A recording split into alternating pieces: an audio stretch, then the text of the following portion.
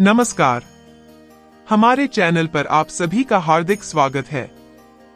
पिछली कथा में हमने देखा कि राजा आयु ने कैसे अपनी निष्ठा और धैर्य से दत्तगुरु की कठिन परीक्षाओं को पार किया और अंततः भगवान दत्तगुरु से आशीर्वाद प्राप्त किया। आज की इस कथा में हम जानेंगे कि राजा को मिला दत्तगुरु का प्रसाद और वह आगे किस प्रकार से अपने जीवन में इस वरदान का उपयोग करता है। आइए अब आगे की कहानी सुनते हैं। परम पूज्य श्री टेम्बे स्वामी महाराज कहते हैं कि बत्तखधारी के रूप में अमृत पीने से भी बड़ा पापी उद्धार पा सकता है। निराकार भगवान ने अयोग्य जीवों के लिए ऋषि के रूप में अवतार लिया। उनकी लीलाओं का गायन और श्रवण ही उद्धार का मार्ग है। इतना ही नहीं, अगर कोई दत्त के मतों का गुणगान भी करता है तो वह दत्त के ही गुणों का गुणगान कर रहा होता है। दीपक ने बेवधर्मा गुरु से विनती की कि वह आयु राजा का चरित्र सुनाना चाहेंगे। गुरु ने कहा, तो सुनो। पुरुत्वा और उर्वशी का पुत्र आयु नामक राजा था। भले ही उसके पास हर प्रकार की सुख सुविधा थी, वह संतान न होने के कारण दुखी था।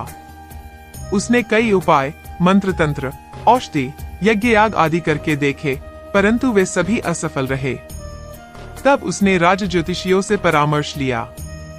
उनका मत था कि उसकी जन्म पत्रिका में संतानहीन योग है। ऐसे में ब्रह्मस्वरूप महात्मा की सेवा ही एकमात्र उपाय था। इसलिए राजा को सह्याद्री पर्वत पर जाकर दत्त की सेवा करनी चाहिए। राजा अकेले ही वहां पहुंचा। राजा की निष्ठा और धैर्य की परीक्षा लेने के लिए दत्त ने एक युवती को अपनी गोद में बिठाकर प्रेमपूर्ण चेष्टा की। इसके बावजूद राजा विचलित नहीं हुआ। तब दत्त ने उसे मारना शुरू कर दिया, लेकिन फिर भी राजा नहीं हिला। उसने उस मार और अपमान को सहन किया और चुपचाप वहां बैठा रहा। अंततः दत्त ने उसकी परीक्षा को और कठिन बनाने के लिए उसे आदेश दिया कि वह रोज एक मानव खोपड़ी में शराब और ताजा मांस लाकर दे। जब राजा ने यह सेवा भी पूरी की तो दत्त प्रसन्न हो गए। तब दत्त ने राजा से वर मांगने को कहा। राजा ने अपनी पीड़ा बताई और इच्छा जताई कि उसे एक ऐसा पुत्र चाहिए जो धार्मिक, वीर, दीर्घायु, देवताओं और ब्राह्मणों का प्रिय, प्रजा का प्रिय और चक्रवर्ती सम्राट हो। दत्त ने कहा कि यह असंभव है, परंतु दत्त भक्त के लिए कुछ भी अप्राप्य नहीं है। तूने इस माया में संसार की नश्वर वस्तु मांगी है, लेकिन तेरी अज्ञानता के कारण मैं तुझे यह वरदान दे रहा हूँ। फिर भी तेरे सकाम भजन से भी तू मुक्त हो जाएगा। इसके बाद दत्त ने उसे एक फल प्रसाद स्वरूप दिया और कहा कि इसे उसकी पत्नी खाए। ऐसा कहकर दत्त ने राजा को विदा दी। तो मित्रों, इस कथा से हमें यह शिक्षा मिलती है कि सच्ची निष्ठा और तपस्या से हर असंभव कार्य संभव हो सकता है।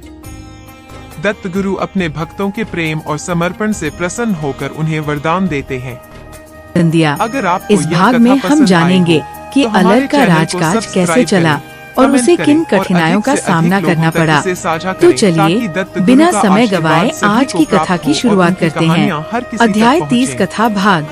राजा क्रोध में आकर अपनी पत्नी से बोला कि चारों आश्रमों में गृहस्थाश्रम सबसे श्रेष्ठ है। ऐसा होते हुए भी